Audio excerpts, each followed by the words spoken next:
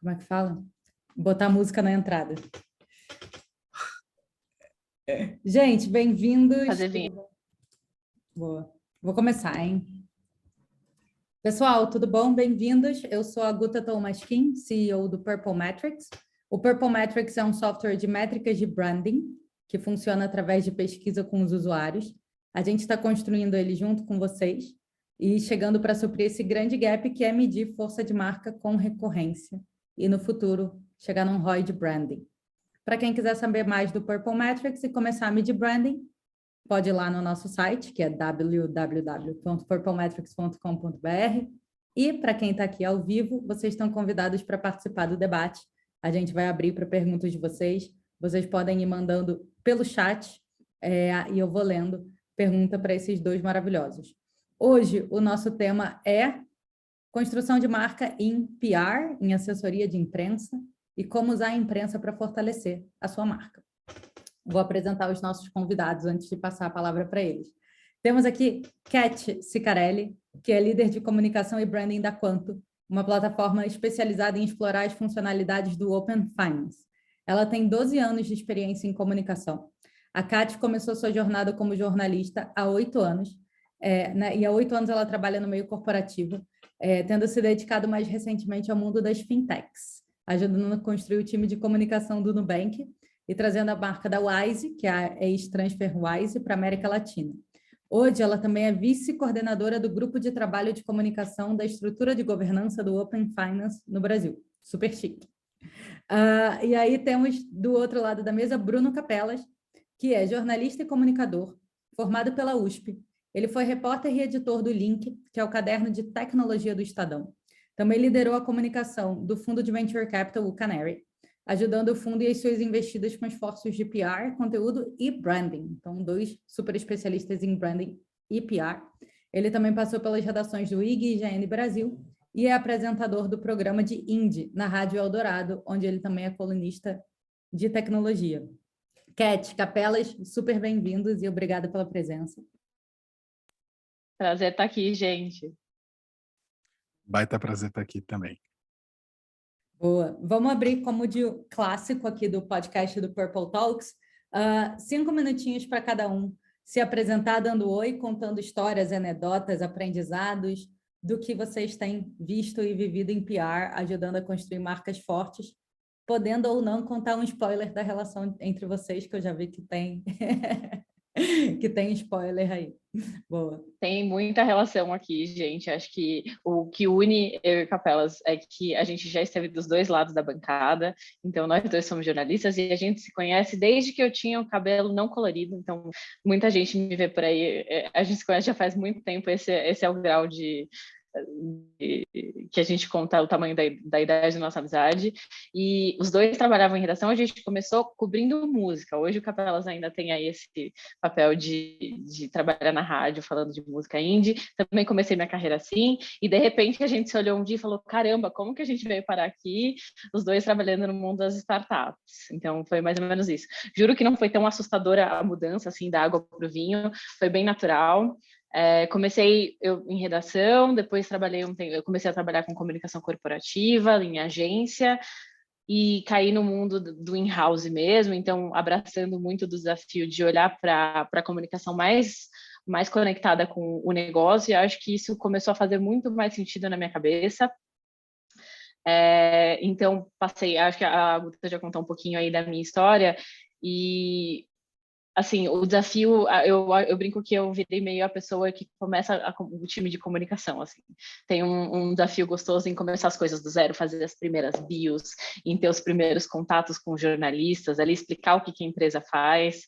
É um desafio muito particular e é literalmente uma construção, assim. Você começa, a pessoa não te conhece, não sabe o que sua empresa faz, e você vai ganhando ali aquela confiança, aquele relacionamento, e eu acho que isso vai ditar um pouquinho do que eu quero puxar hoje nessa conversa. Porque PR, mais do que qualquer coisa, é relacionamento. Estando dos dois lados da bancada, eu sofria muito com muitos assessores que às vezes não entendiam o timing de fechamento, que ligavam ali no meio daquele caos. Quando eu trabalhava em jornal, a gente fechando o jornal e o jornalista te ligando, a gente tinha uma maneira de tirar o telefone do gancho para, tipo, agora não. Então, acho que entender também essas dores que o jornalista tem e ter um olhar muito mais de empatia com os desafios que o jornalista tem no dia a dia é essencial para fazer a coisa acontecer aqui do outro lado. Capelas, quer Boa, puxar? vamos lá. Para mim é muito, muito legal estar aqui nessa mesa, porque acho que eu vivi os dois lados da bancada, fui jornalista um tempão, como a Guta falou, pude viver três ou quatro momentos diferentes da Cats em comunicação corporativa. Primeiro, eu lembro, acho que eu estava na primeira coletiva que a Cats fez, no primeiro evento que a Cats fez, que era do Twitter, depois Nubank, depois Quanto, então eu participei de tudo isso, e depois quando eu fui para o Canary, as principais pessoas que me apoiou muito e nessa mudança de carreira, e agora, inclusive, que eu estou tentando descobrir para onde é que eu vou, e acho que é um momento super curioso para mim, depois de consolidar esses conhecimentos que eu tive nos últimos tempos, tem sido uma inspiração. E acho que eu concordo muito com o que a Cats falou. Eu fiquei um pouquinho mais de tempo em redação e eu sinto que durante algum tempo o que aconteceu foi que começou a ter muito mais PR do que jornalista, e aí a demanda era tão grande que eu simplesmente não atendia mais telefone. Meu telefone da redação, ele era um móvel na minha mesa, ele não existia. Eu falava, quer falar comigo? Me manda por e-mail. Eu leio todos os meus e-mails, mas não dá. Então, tem muito disso, assim, de quantidade de comunicação que é feita com um jornalista, e acho que vai muito disso, qual é o relacionamento. Então, acho que eu posso falar, e falando nessa introdução, para mim era isso. Eu não sabia o que era Quanto, não sabia o que era Wise direito, mas quando a Cats apareceu, eu falei assim, tá bom, então vamos lá, vamos ouvir. Então, acho que tem um pouco disso, e eu tô falando aqui da pessoa, mas vale muito de entender esse lugar, né, do que é o jornalista, e acho que como jornalista também depois eu pude fazer a mesma coisa quando eu estava no Canary, e ajudei mais de 40 empresas aí, quando nesse 1 ano e pouco que eu fiquei no Canary. Boa. Agora, como é de praxe, eu vou pedir o seguinte: um dado, cada um de vocês me dê um dado curioso ou engraçado ou chocante, o que vocês quiserem. Eu vou começar com um dado que ele é quase um merchan do Purple Metrics.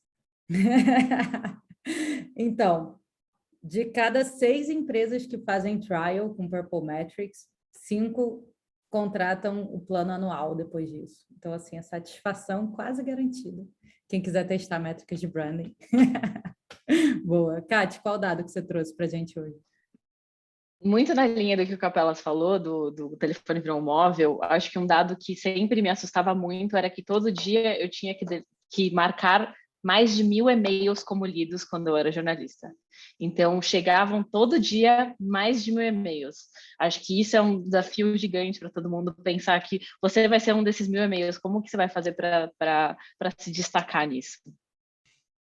Acho que na mesma linha, e acho que um pouco nesse sentido, eu lembro que uma das grandes coisas de cobertura de startups, de PR de startups, era conseguir não só ter uma boa cobertura no Brasil, mas também sair fora do Brasil.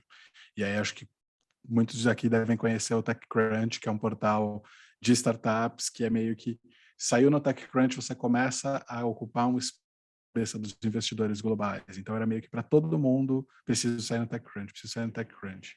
E acho que o dado curioso é que você precisava de 3 semanas de antecedência, pelo menos, para conseguir encaixar um espaço na agenda dos repórteres do TechCrunch. Quando eu consegui algumas vezes dentro do Canary, era sempre com 3 semanas de antecedência, pelo menos, para conseguir estar lá. Menos que isso, melhores notícias, aportes incríveis. Não tinham espaço e eles não moviam a agenda. Então, acho que dá um pouco da tônica de como, às vezes, pode ser difícil lidar com PR e com dinâmicas que são, às vezes, quase não lógicas, mas você tem que entender a lógica de cada veículo. Perfeito. Gente, vou começar com as perguntas e aí todo mundo que está aqui ao vivo vai mandando perguntas no chat. Pode ser anônimo, se vocês quiserem mandar direto para mim, eu faço, ou vocês podem mandar aberto, à vontade. A minha primeira pergunta é a seguinte: como me destacar nesse monte de 1.000 e-mails, nessas 3 semanas para frente? O que vocês têm visto? O que é uma boa prática na hora de abordar o jornalista, né? Eu acho que a gente tem um grupo de WhatsApp que o pessoal pega fogo ali, que reclamando das agências de PR, e a Kate foi uma que entrou falando, gente, mas são 1.000 e-mails por dia, sabe? Então, não tem como culpar. O que vocês têm visto de boas práticas? Posso começar? Eu acho que para mim é um exercício de empatia. Eu acho que quando você passa a entender o jornalista e o que ele quer, porque no fim das contas, quando o jornalista está escrevendo, ele não está escrevendo para ele está escrevendo para o leitor dele, ele está buscando o que é interessante para o leitor dele. Quando você entende o que o leitor dele quer e você atrela isso à tua estratégia de negócio, vocês dois estão trabalhando juntos, não um contra o outro. Então, você não está tentando... Eu acho que é a mesma lógica de quando você está vendendo um produto. Você não está tentando enfiar a goela abaixo, uma coisa que a pessoa não necessariamente quer. Vocês estão ali trabalhando e co-criando. O Cabalas comentou, poxa, quando a gente se conversava, porque eu sempre fui muito sincera no nosso relacionamento, e eu chegava e falava, cara, isso não tem muito a ver contigo, então... Você acha, nem vou passar para você porque eu acho que não faz sentido. Quando eu estava para as pessoas com quem eu trabalhava, com os jornalistas com quem eu trabalho, eu chego com uma ideia que eu sei que vai fazer sentido para eles. Então, cara, eu acho que isso funciona no seu público, esse motivo, quer tentar, e também era numa linha muito de colaboração. Você acha que faz sentido? Você acha que é legal? Você consegue dar essa semana? O Capelas falou das 3 semanas, é isso, gente. Tipo, você está trabalhando com PR, não é você que vai ditar as regras, você vai ter que criar essas regras junto com o jornalista. Então, ter um entendimento de como os veículos funcionam, ou qual que é a hora que fecha, que não é legal ligar, quando que é o fechamento deles, porque se você ligar para uma revista e falar, você não quer fazer uma pauta para essa semana, só que eles fecham a edição amanhã, não vai dar, nem que ele queira, nem que seja, nossa, tipo, o descobrimento da América não vai conseguir entrar na pauta de amanhã, porque já fechou, basicamente, a edição. Então, tem que ter muito desse planejamento, desse cuidado, e realmente olhar para o trabalho deles não como uma competição, ou você tentar enfiar alguma coisa, mas realmente, vamos criar, ser parceiro, colaborar juntos. Eu acho que eu vou um pouco por aí, mas eu uso talvez até uma lógica um pouco mais matemática para entender. Quando eu estava no Estadão, eu entendia que existia uma certa periodicidade com a qual eu falava de uma empresa. Então, cobrindo tecnologia, é natural que eu falasse todos os dias de Google, de Facebook, de Apple, de Amazon. Que eu falasse uma vez por mês de alguma novidade do Nubank ou do iFood, que são startups que têm um peso muito grande no mercado hoje. E que eu fizesse uma matéria com, sei lá, o Quinto Andar, com Creditas, uma vez a cada 3 meses. Com startups menores, era uma vez por ano. Às vezes, uma vez a cada 6 meses. Então, entender essas janelas é também, tipo, quantas oportunidades você tem, quanto é que você vai falar com um jornalista. Não é toda hora que você vai ter uma novidade que vai fazer sentido para um jornalista, não é tudo que vai fazer sentido para o jornalista. E aí acho que tem um trabalho muito, de um lado de empatia, mas eu acho que de um outro lado de percepção do que é um veículo, do que aquele veículo cobre, de com quem ele está falando, quem são os seguidores, quem é a audiência, né? E acho que entender isso, assim, você não vai conseguir vender Eu tinha muito problema no Link, por exemplo, que a gente não cobria B2B uma época. E vinha toda hora alguém falar de startup B2B. Eu falava, eu não cubro. Leia o meu noticiário, você vai entender. Então, assim, tem muito do que é empatia de conseguir conversar com o jornalista, mas acho que tem muito, que um exercício até anterior a conversar com o jornalista, que é olhar para o jornalista e entender de fato o que o veículo cobre. E acho que se você não tem acesso, talvez uma ferramenta possível é justamente trocar com os teus pares, então trocar com outros PRs, trocar com colegas, tá em fóruns como esse, de entender, não consigo falar com aquele veículo, o que está rolando, quem placou lá, o que consegue. Acho até que esse é um motivo que eu falo muito para as empresas no Canary, de você estar dentro de uma agência. Você está dentro de uma agência, conseguia ter alguém perto de você para te falar, o que está rolando naquele veículo. Era um motivo que eu trazia como vantagem. Tem uma agência de PR. Acho que a gente pode discutir vantagens e desvantagens de ter agência depois. Mas eu acho que tem muito isso. Ler o veículo, entender a periodicidade, entender quando é que sai notícia, o que é que interessa para ele, o que ele cobriu de uma empresa do mesmo setor que você. Isso é um exercício simples de leitura de mídia, mas que faz muita diferença. Muita diferença. Entender é da água para o vinho. E acho que deixa o PR muito mais empoderado na hora de conversar com o jornalista, até para meio que dar poder forçar um pouco a barra quando o jornalista não está muito afim. Fala assim, peraí, mas você tem um argumento, você tem uma lógica. Aqui você está indo contra a sua própria lógica. Né? E acho que isso também é parte de uma certa esperteza quando você consegue desenvolver esse relacionamento. Então, acho que tem uma leitura anterior até a empatia. Legal. Vamos prós e Concordo contras. 100% com isso, viu? Porque eu acho que, gente, você falar com o quanto daqueles 1000 e-mails que eu falei não era e-mail que não tinha absolutamente nada a ver com o que a gente fazia, ou com o que o veículo cobria, era uma doideira, assim. Acho que isso também faz muito parte, Bruno. Isso até uma coisa que é até um humor de Twitter, né? Rola às vezes, tipo release do dia, que você chega... Quantas vezes chegava release de sex shop para mim no Estadão, por exemplo? Eu ficava tipo, cara, o que tá fazendo aqui? Nossa, na redação tem sempre essas histórias, gente. Todo mundo fica trocando. Quando chegava um release muito absurdo, você ficava, gente, eu não acredito que a pessoa mandou isso pra gente. Então viram, ali entre os jornalistas, viram, não queiram ser essas histórias. Vira Acho um que meme. resumo da história. Vira um meme. Gente, prós e contras de ter, né, interno, eu acho que do que eu aprendi até hoje é o seguinte: é muito importante ter alguém de dentro que toca a estratégia, né? Mas talvez uma agência tenha as suas vantagens. Só que, por outro lado, a gente tem uma experiência aqui que não foi boa já. Que eu sentia que eles simplesmente mandavam o mesmo e-mail para todos os jornais e revistas, e aí a gente era um desses 1000 e-mails na caixa de entrada que você não vai nem abrir, né? Eu não sei nem como o que põe no título, assim, porque talvez seja alguém que consiga mandar o WhatsApp para o jornalista, te apresentar essa empresa com quem eu estou trabalhando e tal, porque eu acho que se for alguém que vai disparar vários e-mails, você nunca vai sair de nada, ainda mais se você não é uma marca conhecida ainda. Porque uma coisa é o iFood, o Nubank, o Quinto Andar, né? Os exemplos que o Capellas citou, chegando na caixa de um jornalista que o nome já é notícia. Às vezes você fala, poxa, eu não vou ficar de fora também dessa notícia. Mas se você não tem nenhum nome que é notícia, começa com a agência, começa fazendo dentro de casa, como é que você se destaca nesse mar? Quer começar, Bruno? Quer que comece? Eu sempre sou a favor de você começar, mas acho que dessa vez eu posso falar um pouquinho, porque eu vivi muito essa experiência no Canary. O Canary é uma firma de venture capital que investe em empresas bem no comecinho, às vezes até antes do PowerPoint. E acho que uma das minhas funções lá era justamente ajudar as empresas nesse começo, assim, fazer o primeiro PR, que tinha um lado estratégico para o Canary de, pô, é a rodada que o Canary investiu, então o Canary quer aparecer junto. Eu acho que quando você está no começo, eu sempre sou a favor de, cara, invista em agência se você tem um plano de usar uma agência. E no comecinho, quando você não tem uma marca, você precisa entender. Cara, você consegue fazer um esforço, quem que está ao redor de você para te ajudar a conseguir entrar na mídia. Então, por exemplo, no Canary rolava muito assim, cara, a gente é ajudador, a gente tem contato, a gente pode ajudar. Você já trabalhou em algum outro lugar? Você já é um jornalista? E às vezes você não precisa fazer um trabalho de PR super dedicado, porque a empresa está bem no começo. Então, o que você precisa? Você precisa conseguir anunciar que você teve uma rodada, que você existe, fazer um forfait ali no LinkedIn e, voltar para a construção do produto e tocar produto. É isso que você precisa fazer. Então, você pode fazer em casa.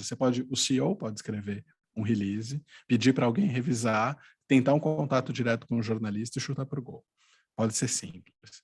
Mas às vezes havia casos de empresas que eu falava, cara, vocês não podem fazer só isso, porque vocês têm um plano de comunicação que vocês vão precisar estar na mídia mais tempo, ou que vocês têm uma necessidade de ter uma agência para ajudar com gestão de crise, porque vocês são uma empresa, por exemplo, que é muito intensa com falar com o público. Empresas que lidavam mais com classe C, D, por exemplo, eu defendia que tivessem uma agência para ajudar com gestão de crise. E é sempre muito nessa questão, assim, acho que entender qual é a sua necessidade.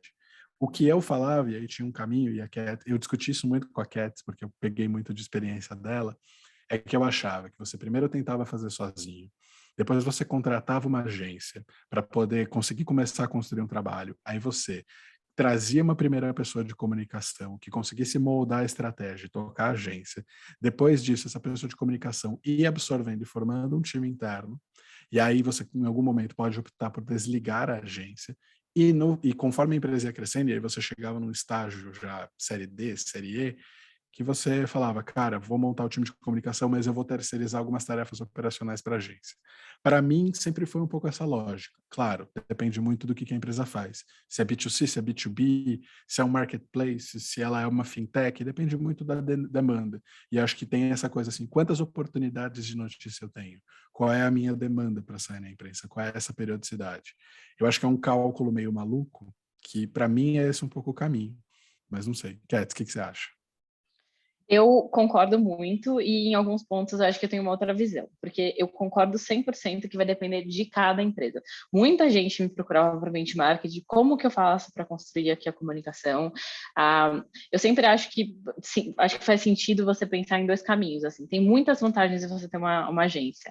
Pô, eles têm ali rede de contatos grande, eles têm outros clientes que vão facilitar. Se você vai contratar qualquer tipo de ferramenta, vai ser um custo muito alto, às vezes, para uma startup pequena.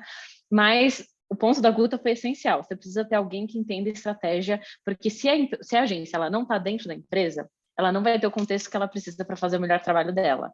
Então, você ter uma pessoa e você tem que estar ciente do tempo que demora para a gente gerenciar uma agência. Porque você tem que estar o tempo inteiro trazendo loop de informações, quem são as melhores pessoas, contextualizar da melhor maneira possível. Porque não adianta só contratar agência e esperar que eles vão fazer milagre, porque, gente, eles não vão fazer milagre. Eles precisam entender muito bem o que você faz. E quando eu vou contratar agência, porque eu já trabalho em vários formatos diferentes. No Nubank, a gente tinha o time inteiro interno. Quando eu fui para a Wise, a gente tinha um time mais enxuto, então eu tocava toda a parte de América Latina. Em vez de contratar galeras para todos os países, eu tinha agências em países diferentes para ir gerenciando elas. Mas eu também sabia o peso que teria no meu dia a dia para gerenciar essas agências.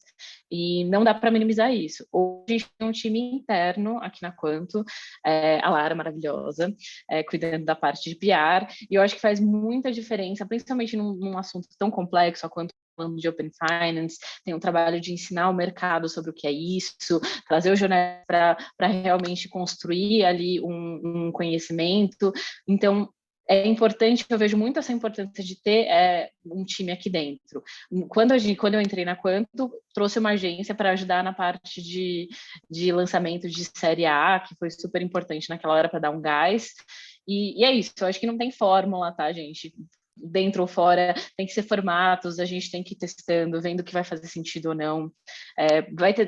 Nem sempre vai dar super certo, então você tem que ir iterando. Eu brinquei com o esquema do produto, mas é muito isso, assim, ver o que vai fazer sentido para o seu momento e para o seu estado.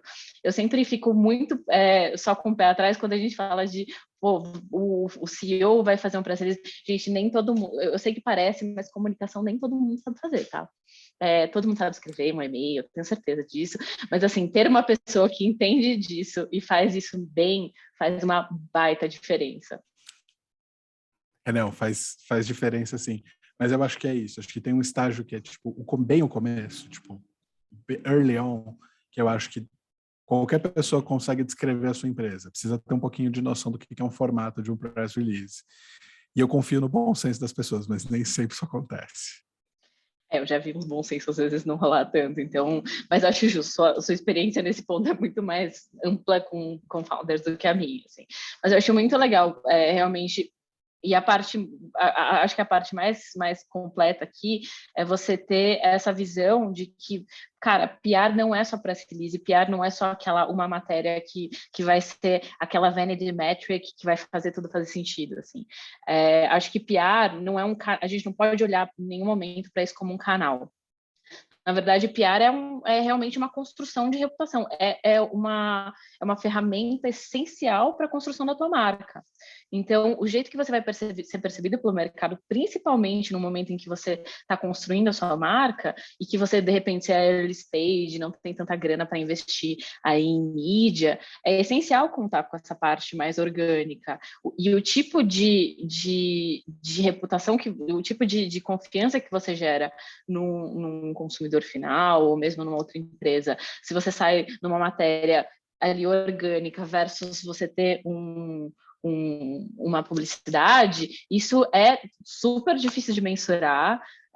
Eu sei que a Purple Metrics está aí super tentando trazer por esse caminho, acho ótima, ótima iniciativa, porque essa é uma das minhas grandes sagas como PR, é mostrar o impacto que a comunicação tem no negócio, porque não é não é só o awareness, não é só, olha só, impactou mais de 5 milhões de pessoas. O que isso significa para o seu negócio, sabe? No dia a dia, eu vejo, e eu acho que é muito legal acompanhar em empresas menores, a gente vê muito a diferença que é para uma empresa pequena ter esse impacto gigante de que você tem quando você sai na imprensa, sabe? Você ter uma matéria que é aquela matéria certa, que é uma estratégia redondinha, que era a matéria certa, que tinha a mensagem certa e caiu no público certo. O resultado que isso te dá versus quando você já está numa empresa maior, que tem vários canais e uma baita grana em mídia, poxa, é muito importante. E isso, por exemplo, quando eu entrei no Nubank, a gente estava ali em umas 300 pessoas, já tinha uma marca que era conhecida, já tinham várias matérias rolando, mas as matérias muitas vezes eram muito mais orgânicas da imprensa do que necessariamente com um time de comunicação coordenando esses esforços.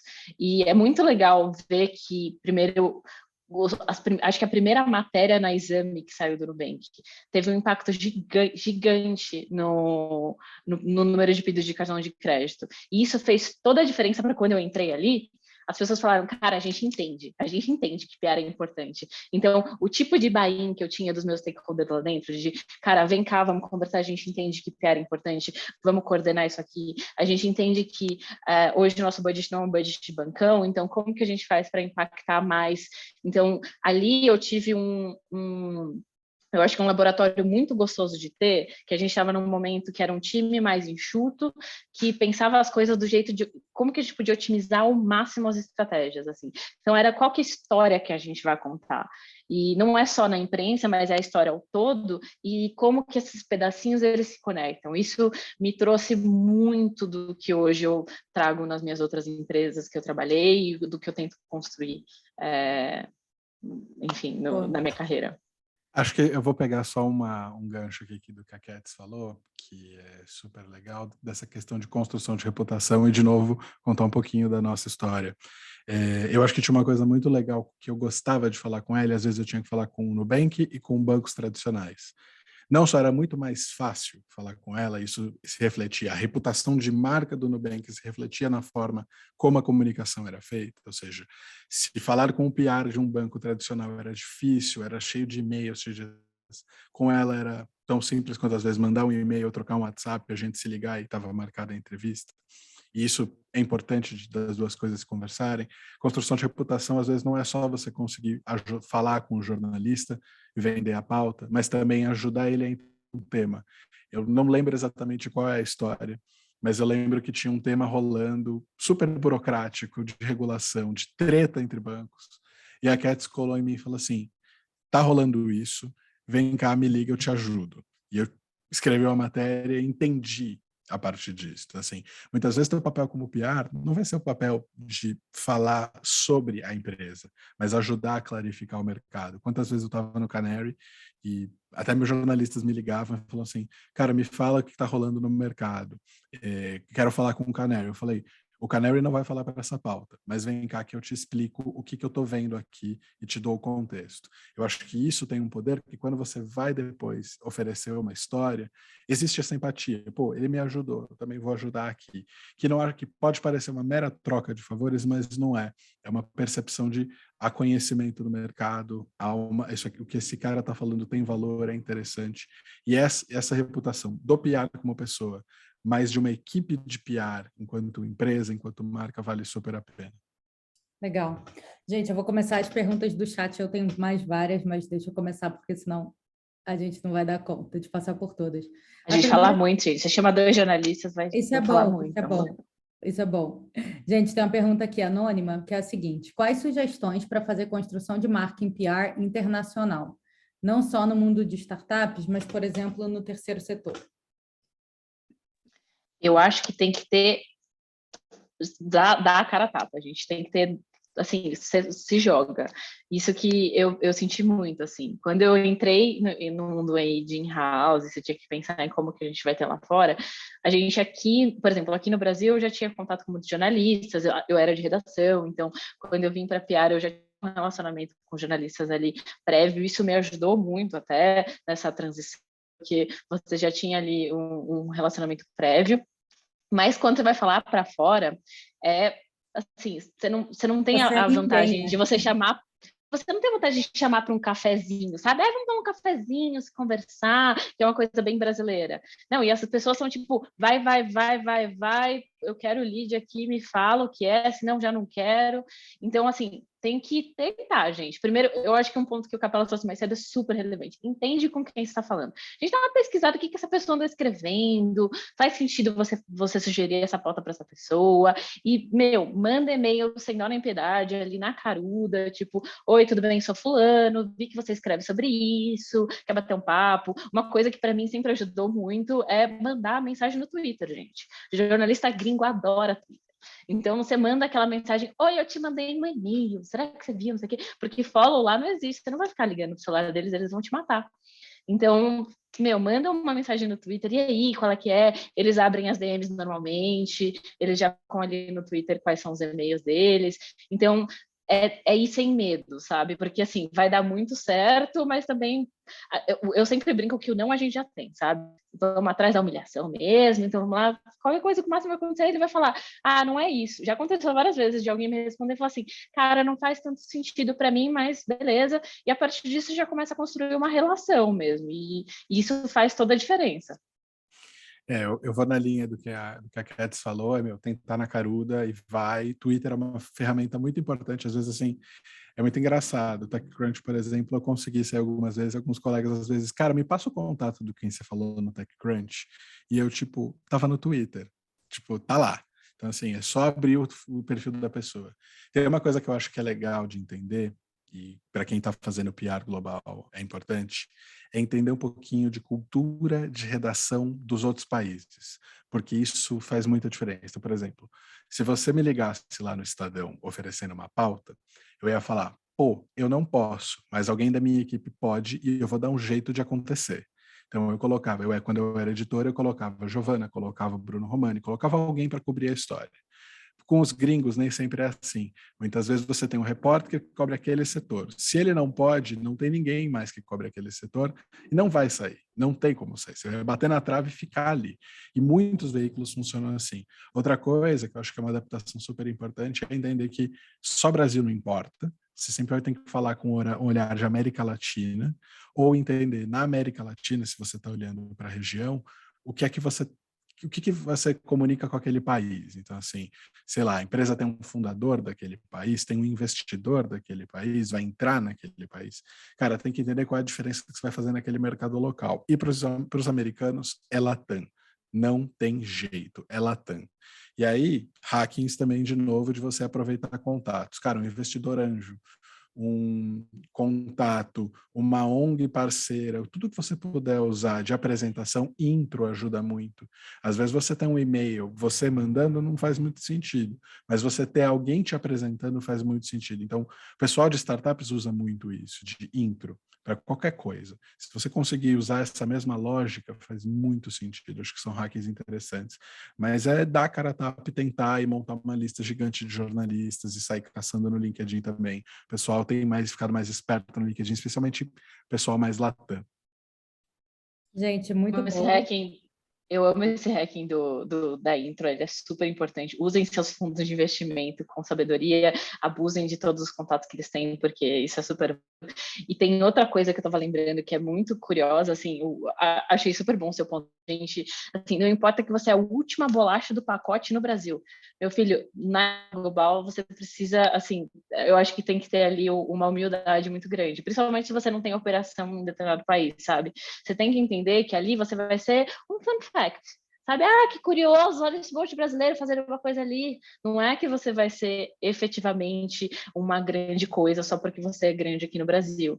E acho que um ponto legal é sempre tentar trazer, e uma coisa que eu sempre tento puxar quando não tem, uma rodada de investimento é o mais óbvio de que pode ter interesse global.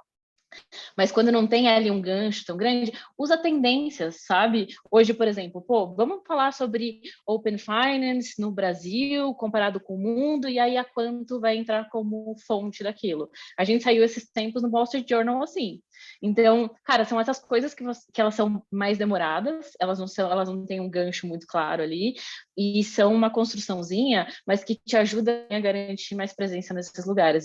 Mostra essa tendência mais macro, como que se compara com aquele outro país, por que isso é importante para pessoas daquele país. Acho que isso é também um hack legal. Tem um outro hack legal, falando de imprensa global, especialmente os americanos, que é colocar o teu founder, colocar o teu CEO para dar a cara a tapa. Muitas vezes o cara não quer saber se ele ouve de um PR, porque ele fala, é um PR, não quero saber, ele está me escrevendo um release. Mas se o founder procura, ele tem a impressão de que ele vai ter acesso ao founder direto. Claro que tudo é intermediado por PR, às vezes o e-mail do CEO vai ter sido escrito pelo PR. Mas você mandar o e-mail da caixa de entrada, caixa de saída do founder, pode fazer uma diferença do jornalista olhar e falar, uou, peraí, tem uma coisa diferente. Ou você ter uma intro de um fundo para o founder e a pessoa de PR entrar no loop depois. Ela está acompanhando tudo, mas ela entra depois. Pode fazer uma diferença, apesar de ser praticamente a mesma coisa.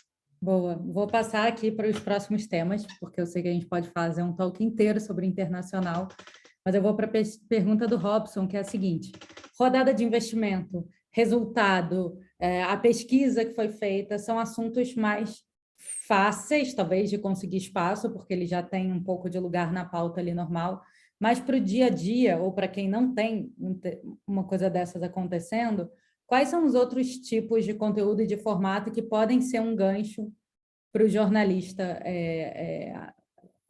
entender como pauta? Eu acho que tem que ser criativa aí, gente. A gente tem que... É muito confortável, eu acho, eu vou brincar aqui, confortável entre aspas, mas quando a gente tem uma notícia quente. Então, realmente, ali está muito claro o que você vai divulgar. Então, o grande desafio do PR está justamente quando não tem notícia. O que a gente faz aqui? Tem que ser criativo. Uma coisa muito legal que eu fazia muito na Wise você criar pesquisas, saía do time de PR, você usar dados, então pega dados da sua base.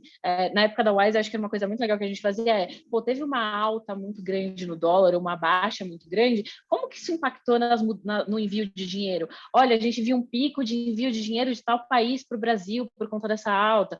Tudo isso ajudava a ter mais pauta, e o jornalista começa até a te procurar, teve um pico aqui, será que você viu uma mudança? Então, você vai também ensinando o jornalista que você é fonte disso. Então, usem as suas bases, usem os dados que vocês têm internos. Se não tem tanto dado interno, contrata aí.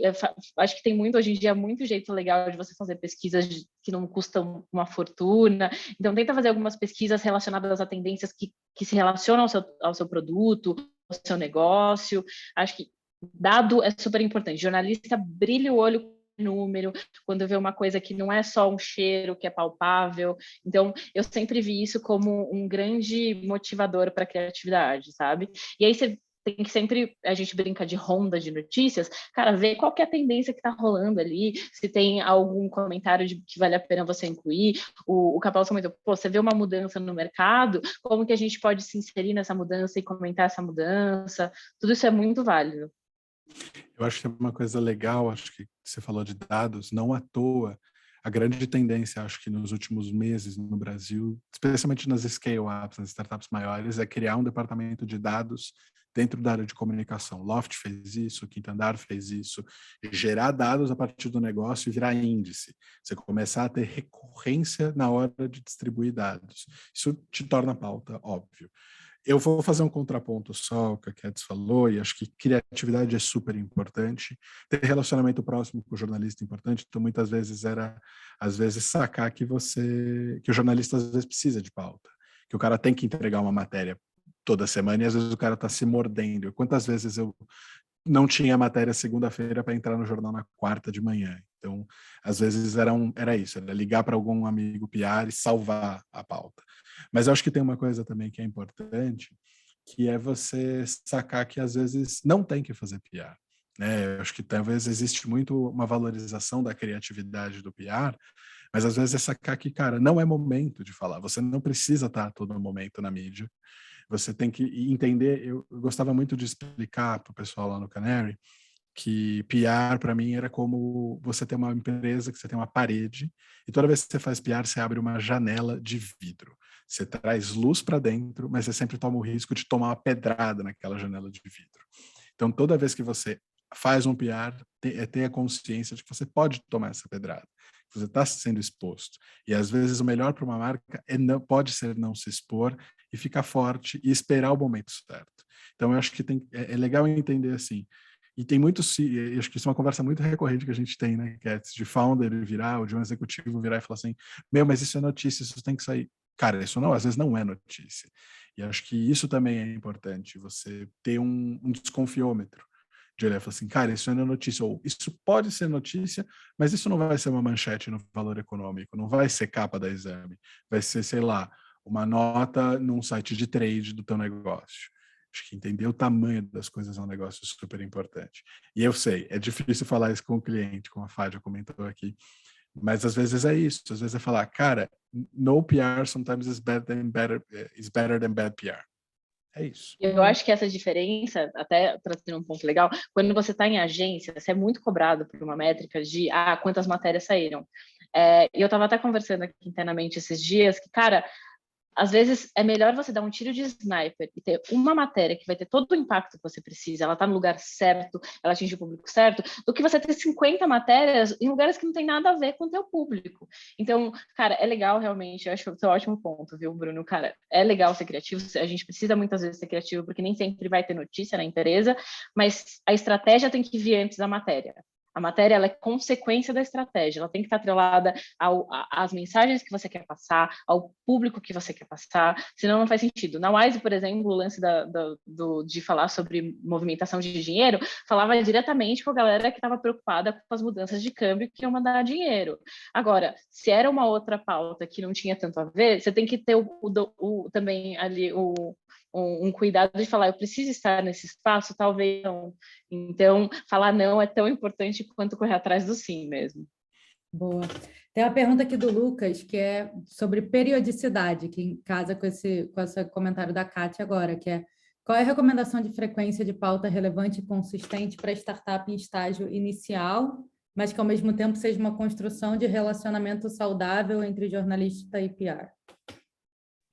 Vai depender da empresa, né, gente? Eu acho que, assim, pensa numa empresa B2B, a gente tá falando, acho que é muito mais fácil quando você vai falar do B2C, que você vai querer sair no Jornal Nacional, porque, assim, saiu no Jornal Nacional, todo mundo vai saber quem é você. Mas quando a gente está, por exemplo, no mundo B2B, muitas vezes a galera já fala, não, eu quero ter o maior impacto, então eu vou falar com a Folha. Cara, a Folha vai atingir um público muito grande, mas a maior parte desse público não é o público que você quer. Então, qual é o resultado? Qual é o sucesso aí de verdade? É ver um executivo feliz? É você mostrar para sua mãe que você está na matéria ali, mas na prática não te trouxe negócio. E é por isso que eu brinco que uma grande parte da minha saga aqui é qual que é o uso de PR para negócio, para trazer resultado e mostrar para os empreendedores, executivos, que é um investimento que é mega, mega, mega importante para se fazer. Então, você, de repente, sair numa matéria num veículo pequeno de trade. Eu estava conversando com uma amiga minha e ela está agora num veículo ela está numa empresa de cripto na Europa. E aí ela pegou para uma exclusiva, e ela não fazia PR antes, ela, enfim, foi se aventurar nesse mundo de PR, a gente trocou algumas ideias, e ela saiu com a exclusiva num veículo de trade, de cripto. Era tudo que ela precisava, o early adopter dela tá ali. Então, ela não precisa ter um mega boom, uma mega matéria num TechCrunch. Ela precisava daquele trade de cripto. E é isso que a gente tem que ter. Eu acho que bom senso de entender onde está seu público, qual que é o esforço que você precisa ter. Então, a periodicidade, ela tem que estar muito atrelada a qual o seu objetivo de negócio. Então, se nesse momento você quer dar um boom, que você precisa de impacto, olha onde está o público que você quer alcançar e tenta atingir esse público por meio da imprensa. Então, a imprensa também um meio, não é só um canal, mas é só parte do processo. Não vai ser só a imprensa, você vai ter que olhar para como que eu atingo essa pessoa, às vezes, por eventos, por uma série de outras coisas. Isso que eu ia perguntar, o que é esse mix de imprensa aí? Talvez Capelas pode responder isso junto com o que você já ia falar, porque eu vi que eu te cortei.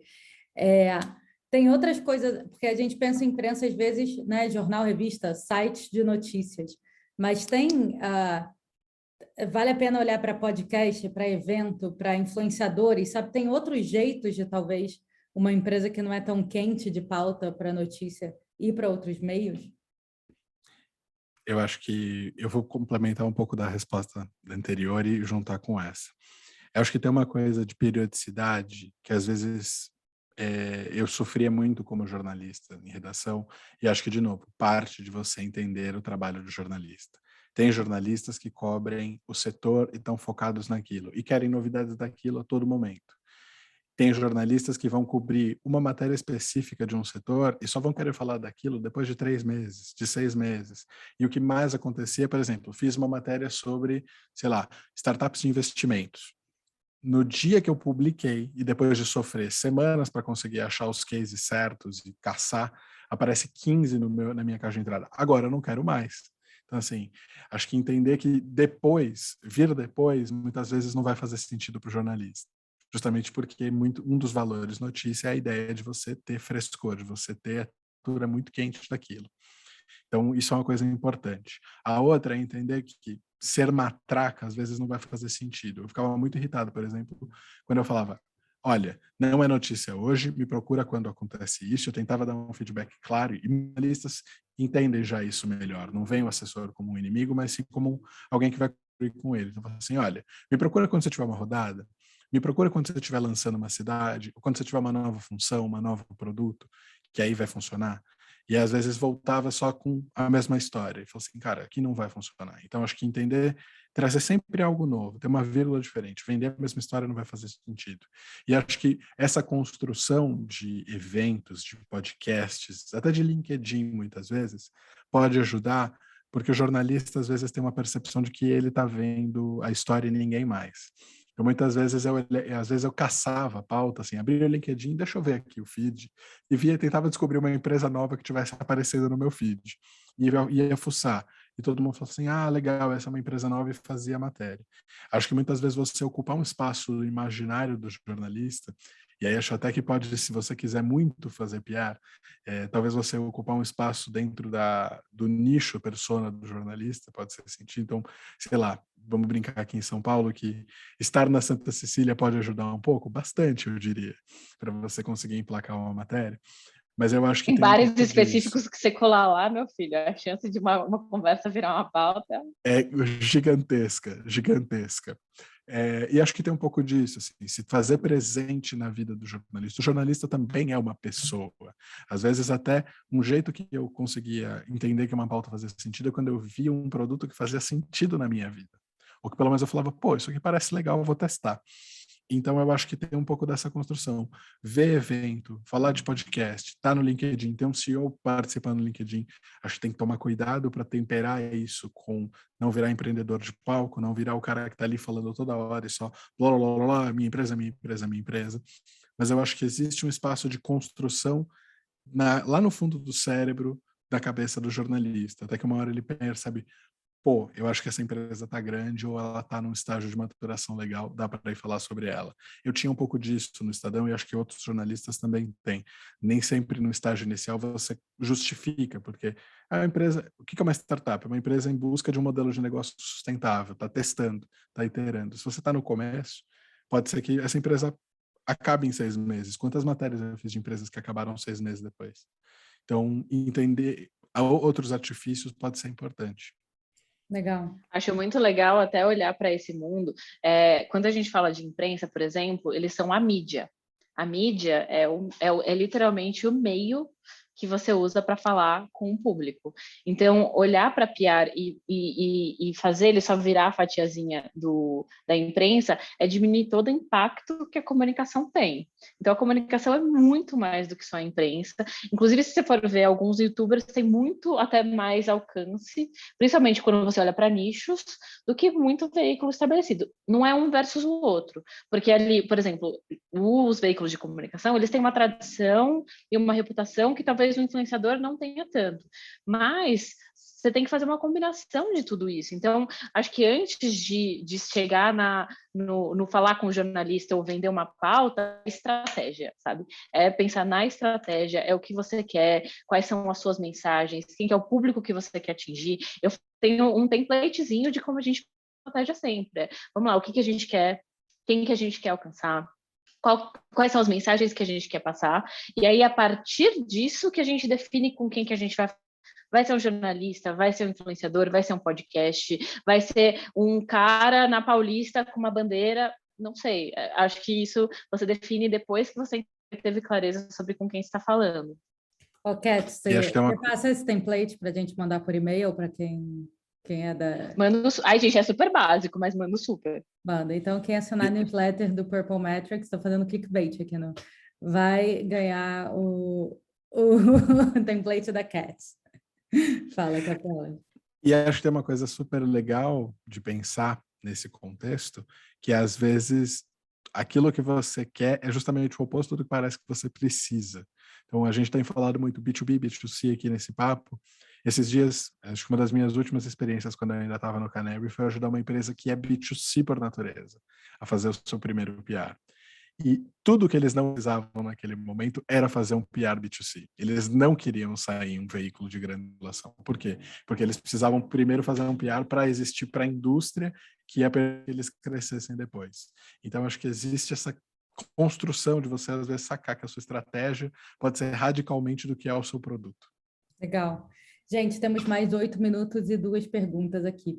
Uma é, para além do compartilhamento nas redes sociais, tem outras boas práticas de ampliar a vida útil de boas pautas? Para isso construir mais ainda, para contribuir mais ainda para a construção de marca? Eu gosto sempre eu acho que um dado ele não morre em si, né? Então, que tipo de conteúdos que você pode fazer a partir dessa matéria? Então, que matéria subsequente, aqui é o lado jornalista que bate forte, então, tá, você tem a matéria ali, mas que tipo de dado que você pode destacar que isso vira um conteúdo em si? Que tipo de aspa que você pode destacar que vira um conteúdo em si? De repente, aquela matéria vira um artigo assinado por um dos seus executivos.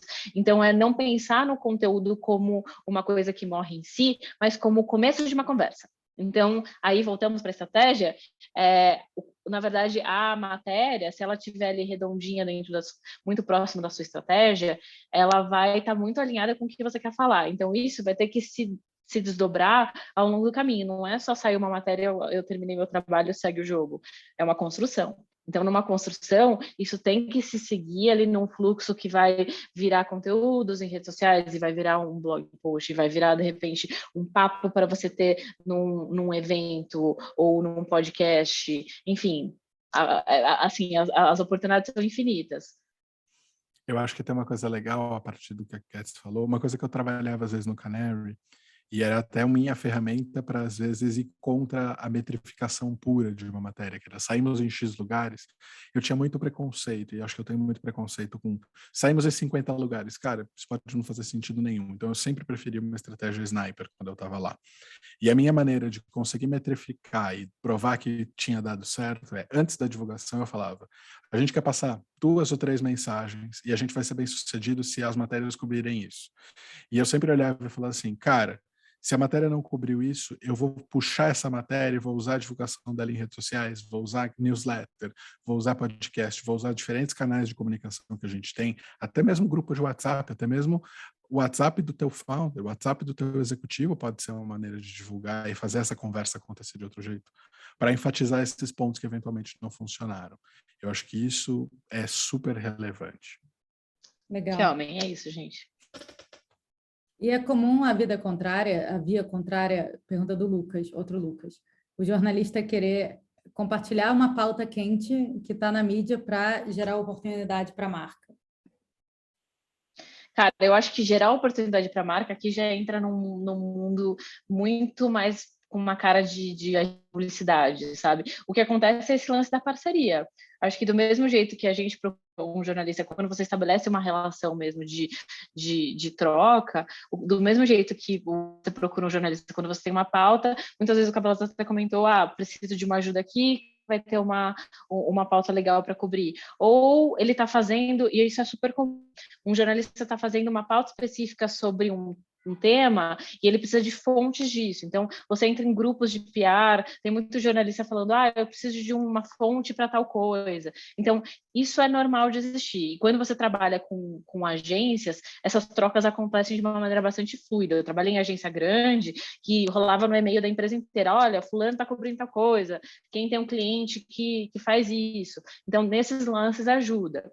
Eu nem comentei, mas eu acho que parte difícil também de trabalhar com agência, às vezes, é que você pode ser só uma pequena empresinha que não vai ter tanto impacto quanto o grande budget que eles têm na agência. Então, tem ali seus ups and downs ali, mas acho que é isso, tem trocas, ela não vai ser tipo, sua marca pode ficar bem aqui, cola aqui. Acho que é muito mais de, tem uma oportunidade, eu preciso de algo para complementar o tema que eu estou cobrindo, quem poderia me ajudar com isso?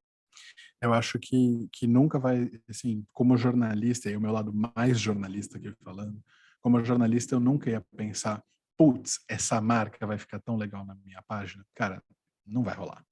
Mas o que pode acontecer, e acontecia muito, e a Cats é prova disso, Nubank, por exemplo, dava audiência demais para o Estadão. Então, assim, ela falava, tem uma exclusiva para você, eu quero. Eu nem pensava. Quase. Assim, claro, passava pelo processo. Mas muitas vezes eu falava, é Nubank, é exclusiva, eu quero. Por quê? Porque eu sabia que aquilo comunicava.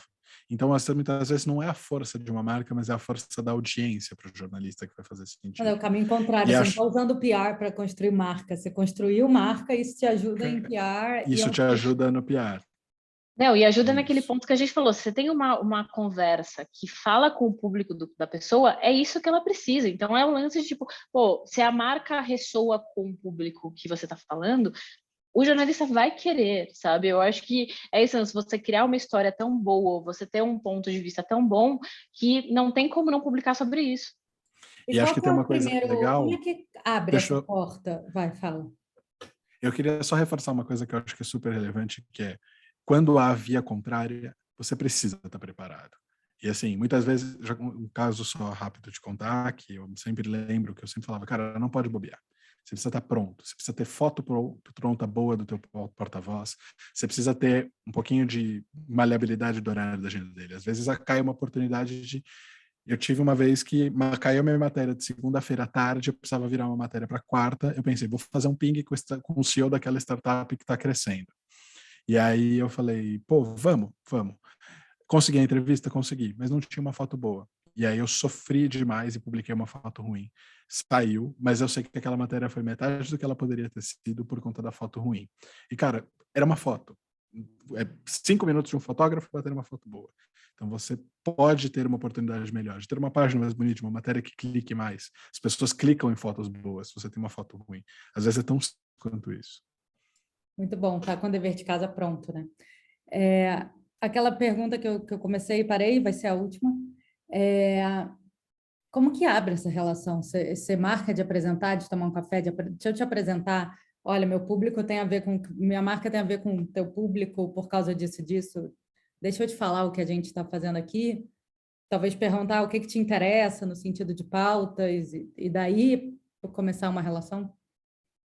Acho que tem vários caminhos possíveis. Um deles é falar sobre relacionamento. Vou ser muito sincera, tá bem difícil esse caminho atualmente, assim. E eu acho que é o ponto da empatia. As redações estão cada vez mais enxutas, as pessoas estão atoladas. Então, a pessoa parar o seu dia e ir tomar um cafezinho com você é um tempo muito alto. Muitas vezes as redações estão sem grana para a pessoa poder se deslocar. Então, acho que é também tentar ser flexível. Uma coisa que me ajuda muito no meu dia a dia é você criar situações que são importantes. Então, falei que eu trabalho dentro do contexto de Open Finance. Eu sei que é uma pauta que está rolando porque o Banco Central está implementando Open Finance no Brasil. Os jornalistas de finanças e de inovação vão ter que cobrir essa pauta em algum momento. Se eu não tenho uma notícia que vai ser muito engajante para o jornalista naquele momento, vou, de repente, fazer uma coisa que a gente faz bastante. A gente faz alguns workshops de Open Finance. Deixa eu te contar o que é o Open Finance, quais são os exemplos fora. Então, criar ali uma conversa de educacional mesmo. Deixa eu te contar o que acontece. Eu não estou esperando nada disso aqui. Eu não espero que seja uma matéria necessariamente, mas eu estou te dando o contexto que você precisa para fazer isso. É o ponto do começar um relacionamento. Então, Como que você faz para a pessoa se interessar por você? Às vezes é dar um conteúdo que ela precisa sem esperar nada em troca. Às vezes é chegar com uma pauta exclusiva que você sabe que vai ser super relevante para ele. Tipo, olha, eu tenho essa história muito legal e eu trouxe para você com exclusividade. Você quer conferir? Isso sempre também ajuda bastante. Então, você tem que pensar como que você atrai essa pessoa a se interessar por você e vai mudar muito o formato. Mas tem, assim, um sem fim de oportunidades. Eu acho que os formatos são muitos. Acho que tem um ponto só para considerar ainda nessa questão de relacionamento, que é Covid, e 2, muito jornalista não sai da redação se não tiver uma pauta na frente. Isso é uma regra que eu aprendi com a Cláudia Tozeto, que foi minha editora no Estadão e depois foi para o Google. Ela não saía da redação para tomar um café se ela não visse um lead. Sem um lead, ela não saía. E acho que isso é muito importante quando você entende o relacionamento com jornalistas. Outra coisa de relacionamento com jornalista. Press kit. Cara, se você vai fazer, isso é um gasto, tem que fazer uma coisa que seja diferente e realmente criativa. Mandar uma camiseta, uma caneta e um bloquinho, cara, isso é commodity. Minha gaveta lá em casa tá cheia de bloquinhos que eu tenho de empresas que me mandaram, e às vezes eu nem sei o que a empresa é, com todo o respeito pelas empresas. Então, assim, vai fazer um press kit, tem que estar comunicando com a tua marca, tem que fazer alguma coisa que faz sentido. Não adianta mandar uma coisa que o cara olhar e falar assim, sei lá, você vai mandar um bolo, o jornalista adora receber comida, né? Não é à toa que eu tô do tamanho que eu tô. Mas, ao mesmo tempo, você fala assim, você vai mandar um bolo? Cara, o jornalista vai olhar o teu bolo e vai conectar aquilo com a tua marca? Não, então não manda. Então, presta atenção um pouco nisso. E acho que tem muito de aproveitar os poderes que a marca tem. Então, às vezes, sei lá, é um investidor legal que vai ajudar a fazer isso, ou é uma característica muito específica, às vezes é um fun fact, às vezes é um fato divertido sobre a tua operação, às vezes é a história do teu founder, às vezes é, sei lá, um contato legal. Fala assim, pô, se você tem um amigo que consegue ter um relacionamento com o jornalista, você confia muito que a pauta é boa, pede uma intro. Eu acho que tem muito isso, assim, a gente confia muito em gente, já não confia muito em gente boa. E acho que quando as coisas vêm de gente boa, a gente confia mais. Então, tentar, às vezes, você ter alguém para apresentar. Isso é uma lógica que o pessoal de VC usa muito. Se você chegar se apresentando direto, não vai dar certo. Mas se você tiver uma introdução de alguém que o VC acha bom, você pode conseguir um caminho para ter um de investimento. Com o jornalista é muito parecido. Eu amei seu ponto de... Eu sei que o tempo, mas rapidinho. Eu amei seu ponto de tudo tem que estar conectado. Nada, gente, é aleatório. Tudo tem que estar conectado com a sua marca de algum jeito. O jeito que você trata o jornalista, sabe? Se você trabalha numa empresa que preza pela transparência e você mente, isso não está alinhado, sabe? Eu acho que você tem que ter a postura que se espera da sua marca, assim. E isso está em todas as frentes. Então, do press kit ao welcome kit que chega ali do onboard, de quando uma pessoa entra na sua empresa, tudo tem que estar alinhado com a tua marca. Então, tudo conta uma história ali. E o jornalista, ele percebe isso. Então, quando eu vou fazer os press kits, eu sempre tomo cuidado de pensar o que vai ser realmente útil, que não vai ser o... Gente, não sei se vocês lembram a mania que a galera tinha dos carregadores de celular ali, os power banks, que às vezes nem funcionavam direito. Então, é isso. Pensa no que vai ser útil, o que vai ser legal e que vai estar conectado com a história que você quer contar. Boa. Ótimas dicas de encerramento. Gente, muito, muito, muito, muito obrigada pela presença. Esse papo eu sabia que ia render e ele tanto rendeu que gastamos mais tempo que o marcado, mas foi uma delícia. Muitos hacks, muitos aprendizados, ótimas dicas. Para quem quiser medir branding, vai no site do purplemetrics.com.br. Cats e Capelas, encerramentos e jabás. Segue vocês em algum lugar, vai no Twitter, querem dar uma sugestão para a galera de conteúdo. Assim, esse papo vai para o Spotify, pessoal. Amanhã já está no Spotify do Purple Metrics. Se vocês forem me seguir no Twitter, eu só falo de coisas amenas, então hoje eu não estou falando mais nada que o Big Brother acabou, mas se vocês quiserem saber um pouquinho mais sobre o trabalho, me adiciona no LinkedIn e segue o blog da Quanto, porque tem muito conteúdo legal sobre Open Finance. A gente tem um time muito bacana trabalhando para tentar fazer temas difíceis ficarem muito mais fáceis, então segue a gente por lá. No meu caso, acho que pode me seguir no Twitter, que eu falo de coisas sérias e coisas malucas ao mesmo tempo. Também pode me seguir no LinkedIn, que ultimamente eu tenho publicado basicamente as coisas que eu tenho escrito, tem sido legal, algumas reflexões malucas também. E acho que vale a pena fazer o jabá do programa de indie, que é o meu programa de música na Rádio Eldorado, que a gente vem fazendo coisas divertidas e contando a história do rock alternativo de um jeito doido. É isso. Ele não fez o jabá dele bem, ele já foi top voices do LinkedIn, tá? Ele é uma pessoa altamente influente. Eu sou o pior top voice do LinkedIn, porque eu fui top voice porque eu escrevi a matéria e parei de postar no LinkedIn depois de virar top voice. Eu sou horrível nesse ponto. E eu tenho um livro sobre o Castelo Rá-Tim-Bum, que é um fun fact divertido, chama Raios e Trovões. Boa, pessoal. Obrigada pela presença de vocês. Obrigada por todo mundo que veio aqui ao vivo. E mais ainda para quem ligou a câmera, que a gente não se sente falando sozinho. E a gente se vê daqui a um mês. Beijo. Valeu, gente. Valeu, um abraço.